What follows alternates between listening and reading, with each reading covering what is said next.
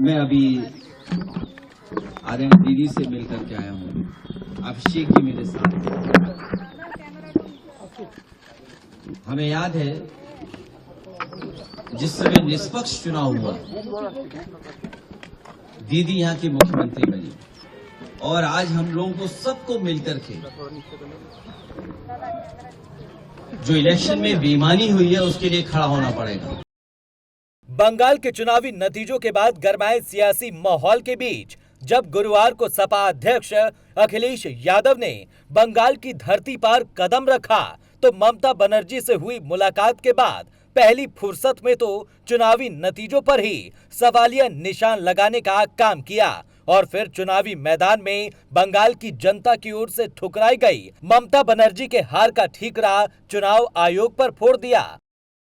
ईमानदारी से इलेक्शन जब हुआ, इलेक्शन कमीशन ने जब इलेक्शन कराया तो वो जीती।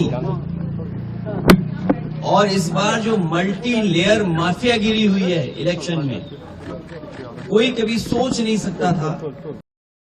पश्चिम बंगाल चुनाव में टीएमसी की हार के बाद सियासत का माहौल अभी ठंडा भी नहीं हुआ था। ऐसे में कोलकाता पहुंचकर अखिलेश की ममता से हुई इस मुलाकात को सिर्फ औपचारिक नहीं बल्कि वो सियासी संदेश माना जा रहा है, जिसके जरिए विपक्ष ये जताना चाह रहा है कि हार के बाद भी विपक्ष साथ खड़ा है। लेकिन विपक्ष की इस एकजुटता की कवायद पर पश्चिम बंगाल बीजेपी अध्यक्ष सामिक भट्टाचार्य ने बेहद तीखा तंज कसा है।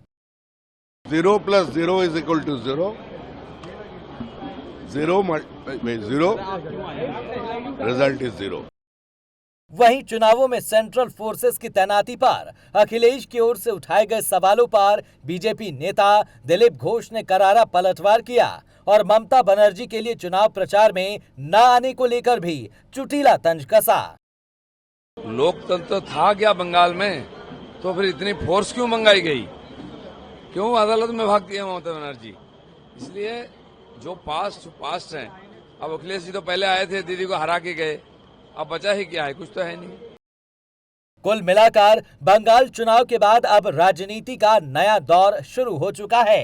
एक तरफ बीजेपी की मजबूत जीत है तो दूसरी तरफ विपक्ष अपने आप को फिर से खड़ा करने की कोशिश में है। ऐसे में वार पलटवार का दौर रफ्तार में है जो हाल फिलहाल में तो थमने वाला भी नहीं है। Bureau report, prime news.